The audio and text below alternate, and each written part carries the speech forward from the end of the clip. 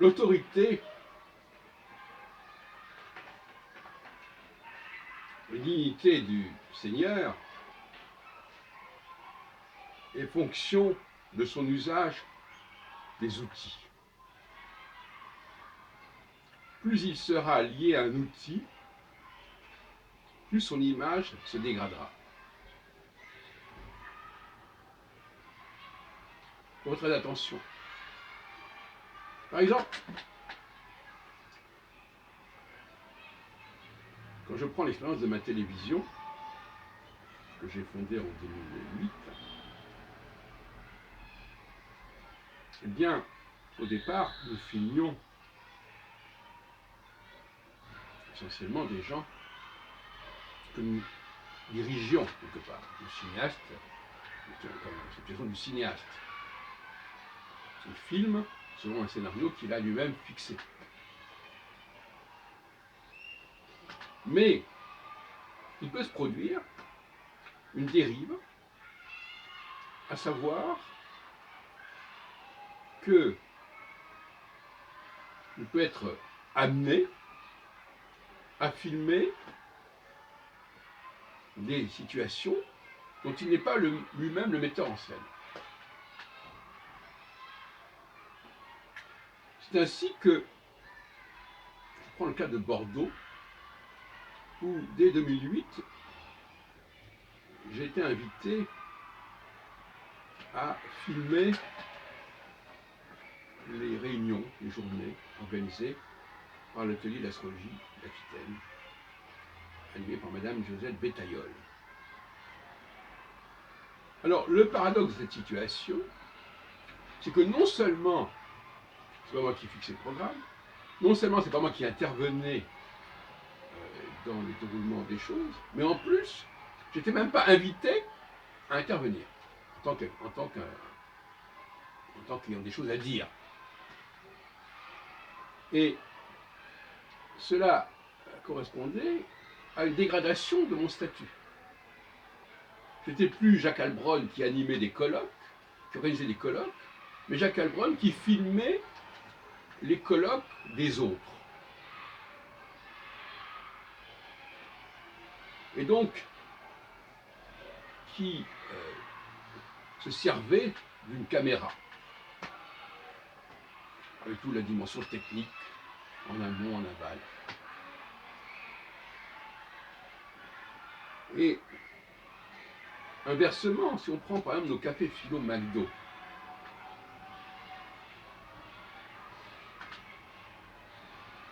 non seulement je les anime, mais en plus c'est pas moi qui filme.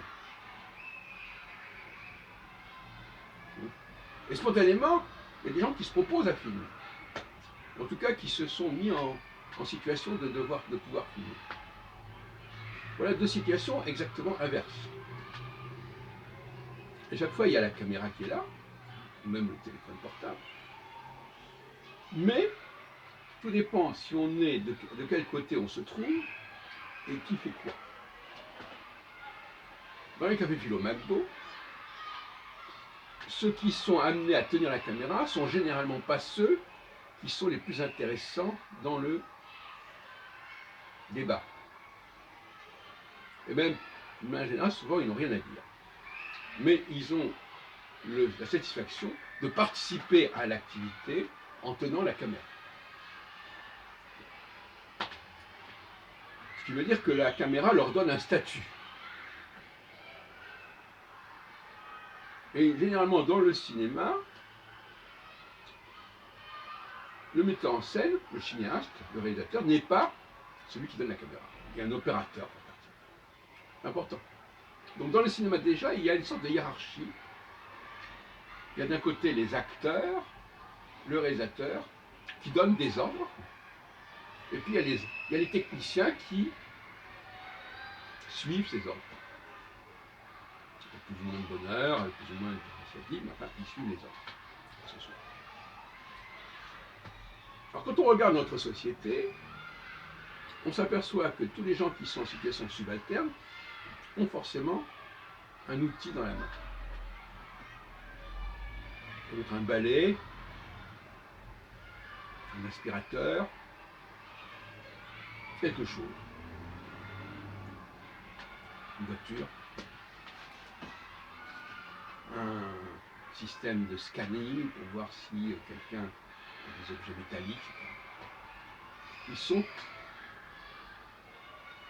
dépositaires d'un pouvoir lié à la machine. On leur enlève cette machine, ils ne sont plus rien. Et eux-mêmes, en fin de compte, ils ne peuvent même pas travailler. En tout cas, ils n'ont pas de légitimité à travailler. Et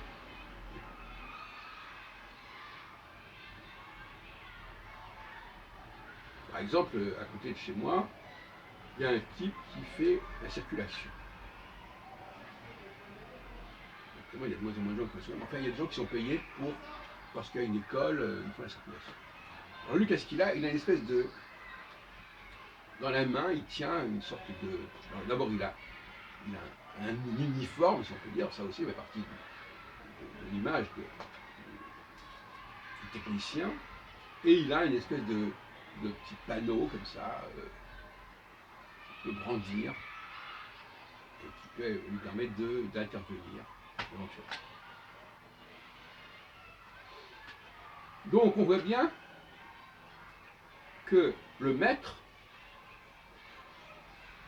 il n'est pas censé avoir recours directement à un objet, à un outil, quel qu'il soit. Et même Napoléon, par exemple, il n'écrivait pas, il dictait.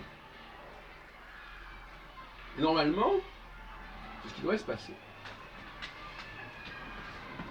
Mais avec le développement de la technique, même le maître peut se servir d'un téléphone, même le maître peut se servir peut envoyer des SMS, peut se servir d'un clavier, d'ordinateur. Et ça fausse les rapports. Comme si la frontière entre le maître et l'esclave était en quelque sorte estompée par une mauvaise gestion de la machine, au niveau social. C'est pourquoi je pense qu'il faut quand même revenir en arrière et mettre le holà à cette évolution. Parce que la machine est un élément de différenciation majeur. Majeur, absolument. C'est pour ça que je pense que les garçons et les filles, par exemple, ne peuvent pas avoir le même rapport à la machine et dès leur plus jeune âge. Mais la machine, c'est aussi le livre. Le livre est une machine. Quelqu'un qui a un livre, et qui regarde ce livre, qui lit le livre ou qui s'en inspire, enfin, peu importe, qui tient. Alors là, on est dans le domaine du manuel, voyez-vous. Parce qu'une machine, généralement, ça se tient. Eh bien, lui, déjà, il se dégrade en tant qu'autorité.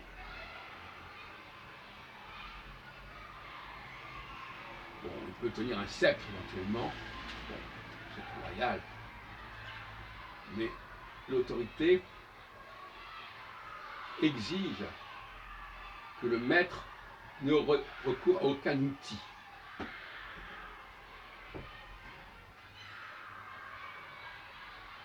Par exemple, si je parle, je n'utilise pas d'outil. Si je lis, j'utilise un outil. Si je fais du violon, j'utilise un outil. Si je siffle, je n'utilise pas d'outil. Et comme ça, toute une dialectique entre ce qui est outil et ce qui n'est pas outil. En considérant que si je me sers de mon propre corps, ce n'est pas un outil, c'est un organe, on peut pas. En tout cas, il y a une différence majeure qui se pose aussi au niveau écologique.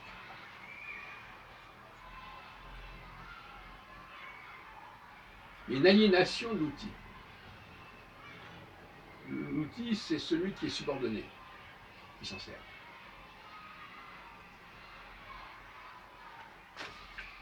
Et dans les cafés philo McDo, on est dans cette situation.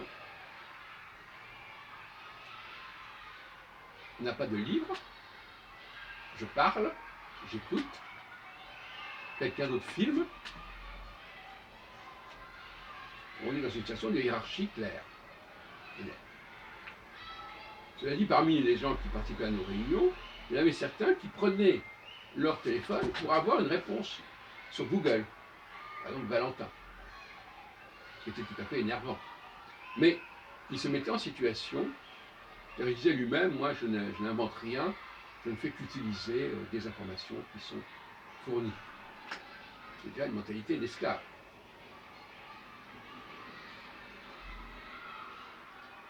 Donc, manquer de respect à un maître, c'est lui demander de se servir d'un outil. Et à la limite même, quand on mange, par exemple, si on peut éviter les outils, ce serait préférable. On peut manger avec la main. J'ai vu encore l'autre jour des réunions de Qataris où les gens mangeaient, partageaient un repas, où chacun prenait avec sa main. La main, c'est pas un outil, la fourchette, c'est un outil. On peut aussi boire avec sa main. Moi, par exemple, quand je veux boire, on a besoin de verre. On n'a pas besoin de verre, comprenez-vous. On n'a pas besoin d'assiette. Le verre et l'assiette sont des outils.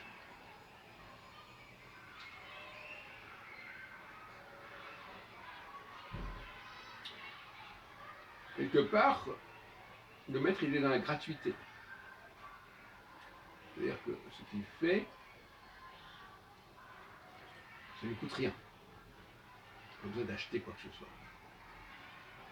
L'esclave, lui, il a besoin d'acheter quelque chose, ou du moins de se procurer quelque chose, ou pour lui procurer quelque chose, pour pouvoir s'exercer.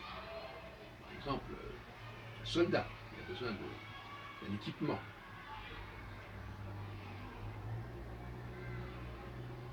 Si on prend le cas de certains sports, il y a des sports qui n'exigent aucun outil.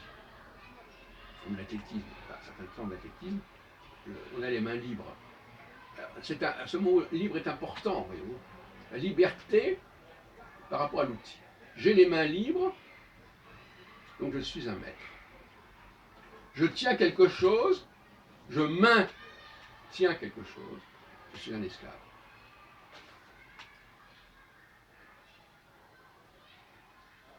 Alors, le cas du piano est intéressant, la percussion, parce que je ne tiens pas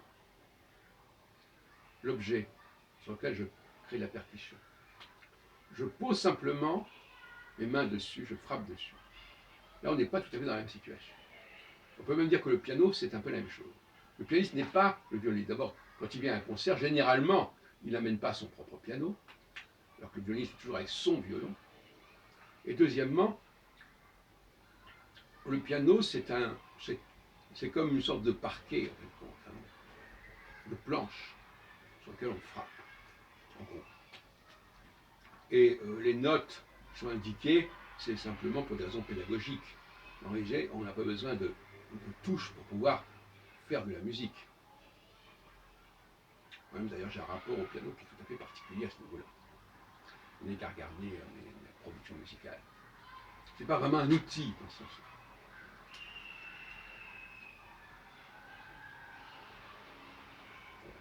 Faire la cuisine, c'est pareil. Un homme qui fait la cuisine, il se sert d'outils. Et évidemment, c'est à la femme de recourir aux outils. Alors le paradoxe, c'est que souvent, ce sont les hommes qui créent les outils, qui inventent les outils, mais ce sont les esclaves ou les femmes qui s'en servent.